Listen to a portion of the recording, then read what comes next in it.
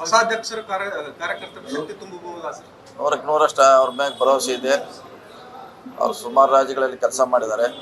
ಕರ್ನಾಟಕದಲ್ಲಿ ಕೂಡ ಅವರು ಯಶಸ್ವಿ ಆಗ್ತಾರಂತ ಆಸೆ ಇದೆ. ಅವ್ರ ಜೊತೆ ನಾವು ಒಟ್ಟಾಗಿ ಕೆಲಸ ಮಾಡಲಿಕ್ಕೆ ತಯಾರಿದ್ದೀವಿ. ಸರ್, ಈಗ ಮತದಾನ ಆದ ನಂತರದಲ್ಲಿ ಬಿಜೆಪಿಯಲ್ಲಿ ಆಡೆ ಪ್ರಮಾಣ ಧರ್ಮಸ್ಥಳದ ಮೀಟಿಂಗು ಧರ್ಮಸ್ಥಳದ ಆಡೆ ಮಾಡಕ್ಕೆ ಹೊರಟಿದ್ದಾರೆ ಸರ್. ಅದು ಅವ್ರಿಗೆ ಬಿಟ್ಟಂಥ ವಿಚಾರ. ಅದು ಹೆಂಗೆ ಅವ್ರನ್ನ ಗುರುತಿಸ್ತಾರೋ ಅದು ಅವ್ರಿಗೆ ಬಿಟ್ಟಂಥ ವಿಚಾರ.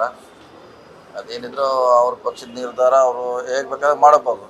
ಏನಂದ್ರೆ ಇನ್ನೊಂದು ಹೇಳ್ತಿದ್ದಾರೆ, ಅವರು ಆಪರೇಷನ್ ಕಮಲ ನಡೆದಾಗ ಆಪರೇಷನ್ ಕಮಲ ಅಂತ ಹೇಳಿದ್ರು. ಈಗ ಇವ್ರು ಮಾಡ್ತಿರೋದು ಏನು ಹಲ್ಕ ಕೆಲಸ ಅಲ್ವಾ ಅಂತ ಅಶೋಕ್ ಹೇಳಿದ್ದಾರೆ. ಅವ್ರು ಮುಂಚೆ ಮಾಡಿದಾರಲ್ಲ, ಈಗೂ ಮಾಡ್ತಿದಾರಲ್ಲ. ಬೆಂಗಾಲಲ್ಲಿ ಏನಾಯಿತು? ಶಿವಸೇನದ ಹೀಗೆ ತಾಜಾ ಸುದ್ದಿ, ಹಳೇದಲ್ಲ. ಸೊ ಇನ್ನೂ ಮಾಡ್ತಾ ಇದ್ದಾರೆ. ಇನ್ನೂ ಅಲ್ಲೇ ಮಾಡ್ತಿದ್ದಾರೆ. ಅದನ್ನ ನಮ್ಮ CM ಅವರು ಇಲ್ಲಿ ಅದನ್ನ ಪ್ರಯೋಗ ಮಾಡಿದ್ದಾರೆ ಅಷ್ಟೇ. ಗೊತ್ತಿಲ್ಲ ರೀ, ಯಾವಾಗ ನೋಡೋದು ಆಗ್ಬೋದು. ಬೇಕಾದ್ರೆ ಸದ್ಯಕ್ಕೆ ಗೊತ್ತಿಲ್ಲ, ಕಾದ್ ನೋಡೋಣ ಅಷ್ಟೇ. ನಿನ್ನೆ ಸಮಾವೇಶದಿಂದ ನೀಟ್ ಎಕ್ಸಾಮ್ ತಪ್ಪಿಸ್ಕೊಂಡಿದ್ದಾರೆ ಅನ್ನೋದು ಒಂದು ಆರೋಪ ಸರ್. ಅದಕ್ಕೊಂದ್ಸಲ ಅದಕ್ಕೆ ಪ್ರಿಕಾಷನ್ ತೊಗೊಂಡಿದ್ದಾರೆ. ಅದು ಬೆಳಗ್ಗೆ ಇತ್ತು. ಅದು 10ವರೆಗೆ ಒಳಗೆ ಹೋಗ್ಬೇಕಿತ್ತು. ನಮ್ಮ ಸ್ಟಾರ್ಟ್ ಆಗಿದ್ದು 12 ಗಂಟೆಗೆ ಸ್ಟಾರ್ಟ್ ಆಗಿದೆ ಕಾರ್ಯಕ್ರಮ. ಅದಕ್ಕೆ ಸಂಬಂಧ ಸುಮ್ಮನೆ ಯಾರೋ ಆರೋಪ ಮಾಡಿರ್ಬೋದು ಅಷ್ಟೇ. ಬಿಜೆಪಿ ಅವರು ಕಾಂಗ್ರೆಸ್ ಮೇಲೆ ಆರೋಪ ಮಾಡ್ತಾ ಇದ್ದಾರೆ.